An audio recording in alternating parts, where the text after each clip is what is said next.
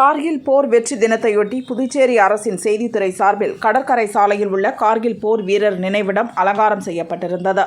நினைவிடத்தில் முதல்வர் ரங்கசாமி மலர் வளையம் வைத்து மரியாதை செலுத்தினார். தொடர்ந்து அமைச்சர்கள், கலெக்டர், போலீஸ் அதிகாரிகள் மலர் வளையம் வைத்து வீர வணக்கம் செலுத்தினர்.